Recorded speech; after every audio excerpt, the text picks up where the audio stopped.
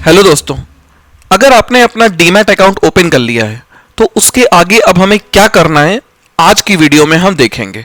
देखिए दोस्तों, हमने आपको पहले भी बताया था कि ट्रेडिंग 4 स्टेप में की जा सकती है। नंबर 1, सिर्फ और सिर्फ स्टॉक्स में, मतलब आप किसी कंपनी के स्टॉक को खरीदिए और बेचिए। ये उसी तरीके से है जैसे कि आप एक किराना की दुकान पे लाइफ बॉय साबुन खरीदते हो, पार्ले जी खरीदते हो, रिफाइंड खरीद रहे हो, उनको बेच रहे हो।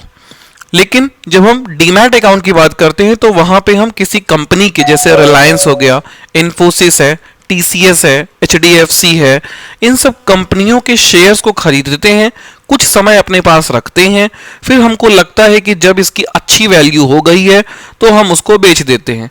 जरूरी नहीं है कि हमारे खरीदने के बाद वो शेयर ऊपर ही जाएगा, मतलब उसका प्राइस बढ़ेगा ही बढ़ेगा। किसी भी कंपनी का प्राइस बढ़ता कब है, घटता कब है? देखिए, 2 चीजें होती हैं, एक बायर और एक सेलर। इसका एक और नाम होता है, इसको बोलते हैं demand. Buyer equals to demand, तो डिमांड और सेलर इक्वल्स टू सप्लाई। तो बायर जो बाई करता है, सेलर जो सेल करता है, जो सप्लाई पूरी करता है। तो अगर डिमांड बढ़ेगी तो सप्लाई कंट्रोल नहीं कर पाएगी, तो प्राइस अपने आप ऊपर जाएगा।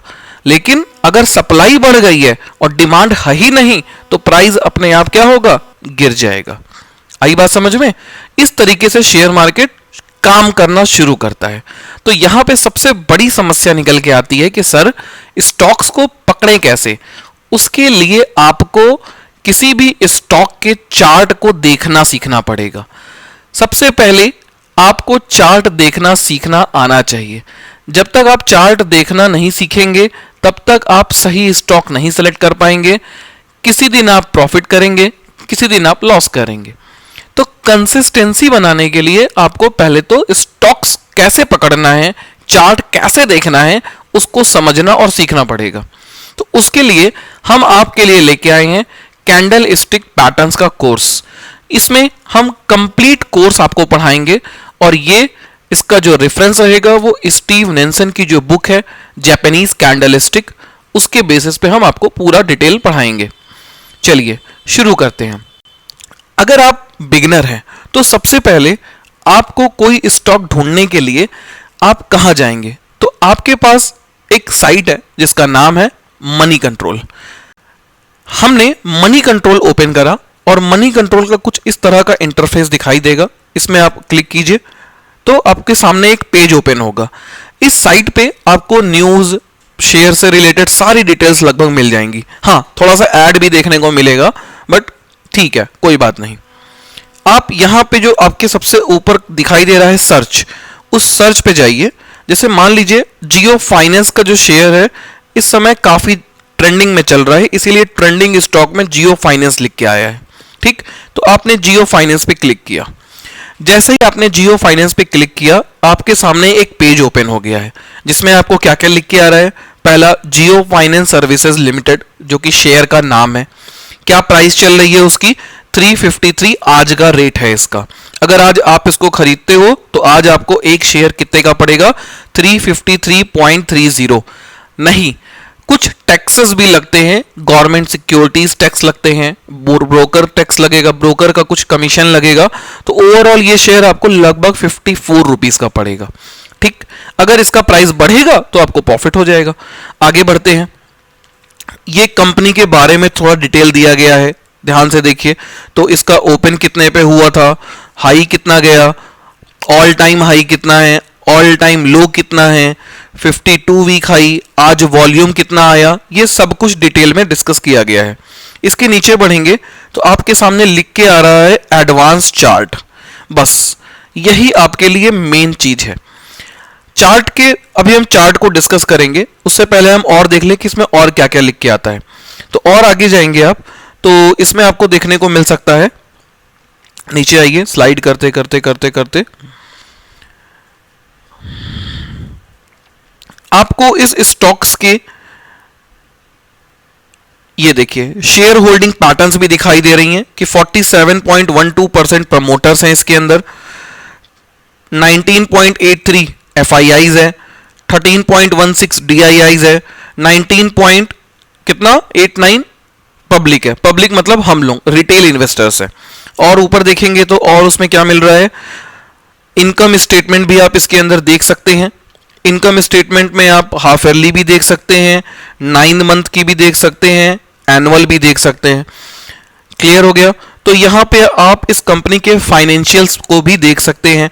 अगर हम देखें तो बैलेंस शीट भी हम देख सकते हैं इसकी कंपनी की क्या चल रही है। ठीक, अगर हम और देखें तो कैश फ्लो भी हम देख सकते हैं। ये सब फंडामेंटल देखने के लिए यूज किया जाता है। अगर हम रेशियो को देखें तो हमें यहां दिखाई दे जाएगा कि इस शेयर की फेस वैल्यू क्या है और ये शेयर 10 रुपए फेस वैल्यू का है। खैर, ये बातें आपको समझ में आ गई कि जियो फाइनेंस मतलब मनी कंट्रोल पे आप क्या क्या किसी शेयर के बारे में देख सकते हैं। अब हम बात करेंगे कि सर चार्ट्स को कैसे रीड करना है और कैसे समझना है। देखिए, ये इतना आसान टॉपिक नहीं है कि आपको एक वीडियो में समझ में आ जाएगा। सबसे पहले तो आप इसका एडवांस चार्ट ओपन कर लीजिए, और जब आपने एडवांस चार्ट ओपन कर लिया तो आपको कुछ इस तरह का इंटरफेस ओपन होकर दिखाई देगा। ये आपके सामने एडवांस चार्ट ओपन हो गया है, किसका, जियो फाइनेंस का दिखाई दे रहा है। अब इस चार्ट को आप ध्यान से देखिए तो इस चार्ट में कई सारे ऑप्शंस होते हैं। पहला ऑप्शन आपके सामने आ रहा है बार्स। जब आप बार्स लगाएंगे तो आपको कुछ इस तरह का ग्राफ दिखाई देगा। बार जो ग्राफ होते हैं उसके अंदर हम काफी अच्छी तरीके से एनालिसिस नहीं कर पाते हैं, क्योंकि ये बहुत ज्यादा इंफॉर्मेशंस नहीं प्रोवाइड करता है हमको। ठीक है, इसलिए ज्यादातर इंस्टीट्यूशंस और जितने भी रिटेल इन्वेस्टर्स हैं, जितने भी लोग हैं, वो बार चार्ट से थोड़ा दूर रहते हैं। हाँ, लेकिन बार चार्ट एक टर्म होता है सपोर्ट एंड रेजिस्टेंस, उसको ड्रॉ करने के लिए यूज किया जाता है। चलिए आगे बात करते हैं। तो अगला चार्ट हमारे सामने निकल के आ रहा था कैंडल्स। देखिए, कैंडल एक ऐसा चार्ट है जिसके अंदर बहुत सारी इंफॉर्मेशन हमारे सामने निकल के आती हैं। तो सबसे ज्यादा यूज होने वाला जो चार्ट है उसको बोलते हैं कैंडलस्टिक चार्ट। कभी भी आपको किसी शेयर के बारे में टेक्निकल एनालिसिस करना है तो आपको उसका कैंडलस्टिक चार्ट देखना आना चाहिए। और भी हमारे पास ऑप्शंस अवेलेबल हैं। होलो कैंडल्स, इससे कोई फर्क नहीं पड़ता है, ये सेम ही चीज है, होलो कैंडल्स। ठीक है, लाइन, ये थोड़ा सा इग्नोर करिए क्योंकि इसका हमें कुछ खासा यूज नहीं होता है, लेकिन हाँ, ये एक ट्रेंड को बताता है मार्केट के कि मार्केट का ट्रेंड कैसा चल रहा है। तो इस टाइप के ग्राफ का यूज हम मार्केट के ट्रेंड को फाइंड आउट करने के लिए कर सकते हैं। अगला देखते हैं क्या चल रहा है। एरिया वाला, एरिया भी ट्रेंड को बताने के लिए काम आता है। हेकेनेसी ग्राफ भी अच्छा होता है, लेकिन ज्यादातर जो ईस्ट के रिटेलर्स हैं, जैसे इंडिया के रिटेलर्स हैं, ये हेकेनेसी का यूज नहीं करते हैं। सबसे ज्यादा यूज होने वाला जो चार्ट है वो है कैंडलस्टिक चार्ट्स। कैंडलस्टिक चार्ट एक ऐसा चार्ट है जिससे हमें बहुत सारी क्लूज पता चलते हैं। हमें मार्केट का up trend, down trend, reversal, ये सारी चीजें लगभग क्लियर होने लगती है किससे, कैंडलस्टिक चार्ट से। अब सवाल उठता है कि सर कैंडलस्टिक चार्ट्स को देखेंगे कैसे। देखिए, आपके सामने ये दो तरह की कैंडल दिखाई दे रही हैं, एक ग्रीन कैंडल और एक रेड कैंडल। ग्रीन कैंडल का मतलब होता है कि प्राइस ऊपर जा रहा है, और रेड कैंडल का मतलब होता है कि प्राइस नीचे जा रहा है। क्लियर हो गया। तो इस पर हम डिटेल डिस्कशन करेंगे अपने अगले वीडियो में, जिसमें हम स्टार्टिंग से बताएंगे कि किसी भी चार्ट में कैंडल्स को कैसे देखते हैं, किसी कैंडल के बनने के पीछे की क्या साइकोलॉजी होती है, क्या थ्योरी होती है, क्या कहना चाहती है, कब प्राइस रिवर्स होने वाला है, कब प्राइस उसी डायरेक्शन में जाएगा। तो पूरा डिटेल डिस्कशन करेंगे हम कैंडलस्टिक चार्ट पैटर्न्स का अगली वीडियो से, और वहां से हमारा कैंडलस्टिक चार्ट पैटर्न का फ्री कोर्स आपके लिए स्टार्ट होने जा रहा है, और उसमें आप पार्टिसिपेट करिए।